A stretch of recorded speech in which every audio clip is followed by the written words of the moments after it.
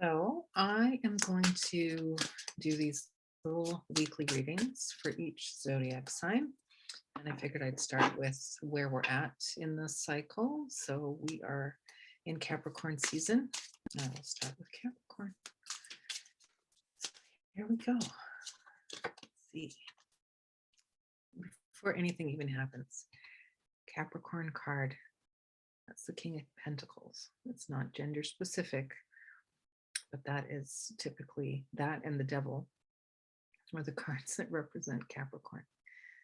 Okay, so it's earth sign energy. So right out of the gate, um, I think the fact that Venus is retrograde in Capricorn can also lend to this energy of financial stability, gaining ground in the material world, and with all things tangible, actually beginning to have mastery and control over things in your environment. So that's, I think we're in alignment with the energies that are currently happening right there with this. This is this deck is the Tarot of Mystical Moments by Katrin Veldstein.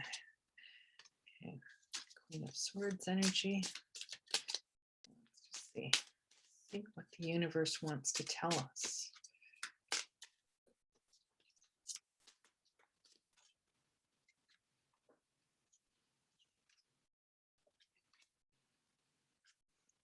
And I think we're going to see this a lot.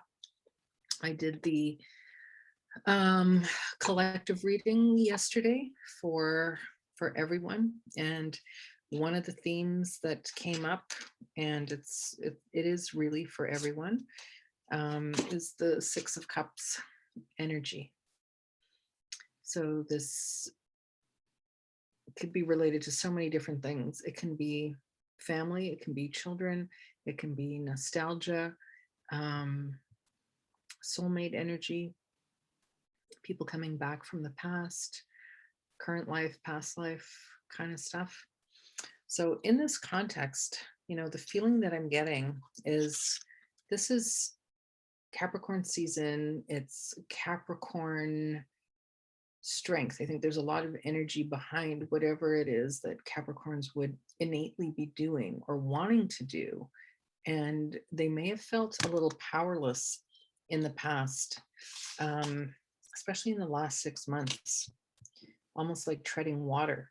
And there's also this, the Three of Swords energy here of this sort of lingering pain and poking at old wounds and things not resolving. And I think now things are beginning to get resolved.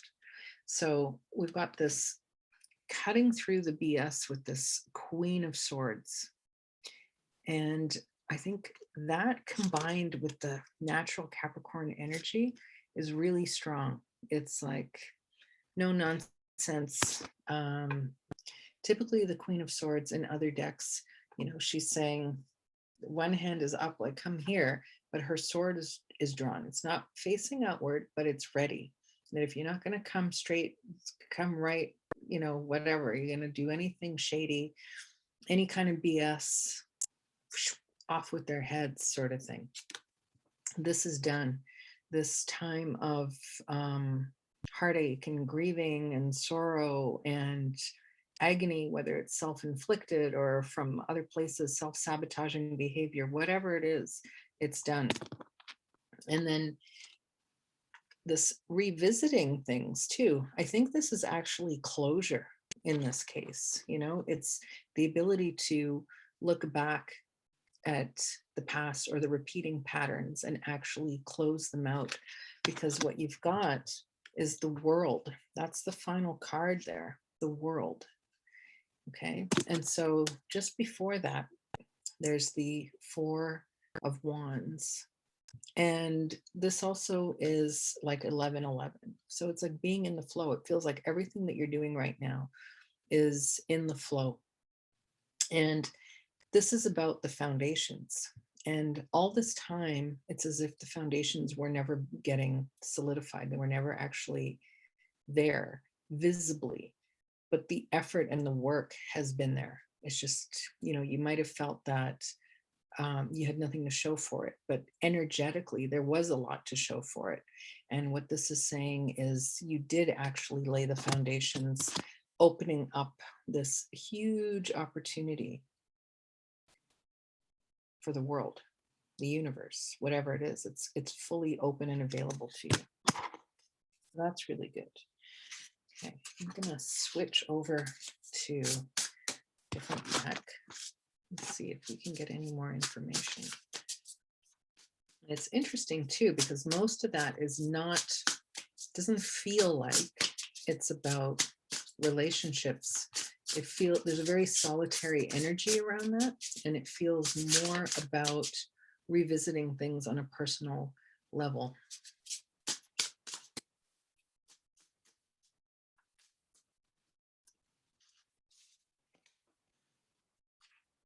So the Wheel of Fortune, it's really good. I have a very good feeling. There's also this feeling like everything is cleaned up. It's pared down. Yeah, this is great. Ace of Wands. This is like a new passionate start here. It's fire energy. It's, it could be in a romantic sense, but it really feels more like this is about the self and about work and about what it is that you're doing out there in the world. Out there in the world. Out there in the world. Yeah.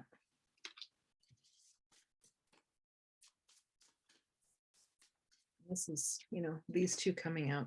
That's 11 again. So we have 11, 11, 11.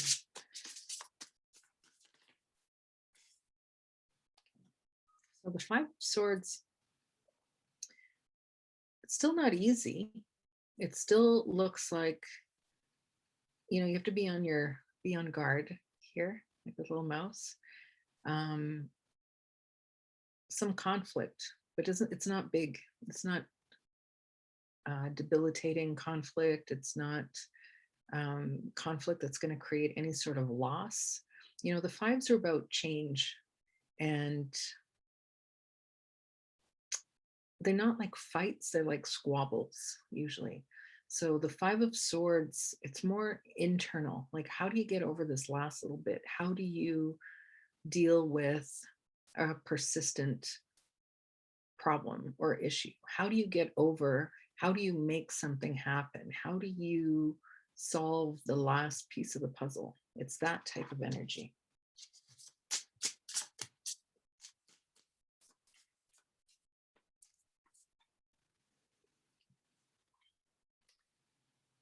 And the Hanged Man. So I think part of how this is panning out is that you're able to see things from this different perspective. Things are not rushing forward. There's nothing fast here, and there's nothing slow. Everything is happening in its own time. I mean, this is a period of a week, but it does feel like it's longer than that. It does feel like, Venus goes till the end of what? So the 29th of January. And then Mercury goes retrograde on the 14th. So there's time to make adjustments, readjust, figure out those last little bits, but everything is beginning to flow. That's the thing. You're actually getting some kind of tangible result. I love it when it does that. Tangible results. Okay, that's exactly it. That's the first step. The Ace of Pentacles, something showing up, the first sign of something tangible showing up. Okay. And okay, let's see. Nope. Seven of Cups. So it still might feel like you've got multiple, avenues that you could go. Maybe you've set up multiple streams of income and you're not sure which direction to go in. Maybe you are putting the feelers out, with different people. Maybe people have shown up from the past, or different opportunities, or in a romantic sense, maybe you're just kind of playing the field and waiting to see what pans out. it doesn't feel like there's a huge emphasis on personal life or romance though. This really has the vibe of material things, whether that's money, career, um, just finding your path, that sort of thing. Any last, yeah. So we have the King of Pentacles to start, and we have the Queen of Pentacles. So it's the same energy. It's really becoming solid in your domain, having mastery over your material things, and this is a little bit more Taurus than Capricorn, but it's still Earth energy. So yeah, okay, let's leave that alone. And I'm gonna pull out one, the same. So those are the Tarot of Curious Creatures by Chris Ann. I've got 4 decks of hers. And then I've also got the Sacred Creator Oracle. So we'll use that one today as a final message. These aren't tarot, they're just oracle cards. Let's see if there's any last little piece of insight for you.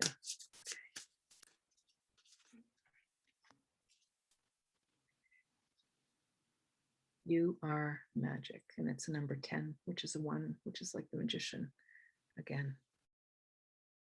This is a nice color too. The diamond, that's also reminds me of in the runes, Ing, walking through this threshold. So I think, you're on the verge of manifesting something. Something is about to give finally. Okay. So Capricorn, happy birthday. For those of you, we're right in the middle of it. So it's coming to an end soon. Capricorn season, that is. Anyway, have a lovely birthday if you haven't had one yet. And let's see, the last thing, yeah, if just to add a little more insight to this, I think there's the collective reading that I did yesterday is going to be beneficial for you as well. Okay, so it's 444 here on the West Coast. So I think that's a definite yes.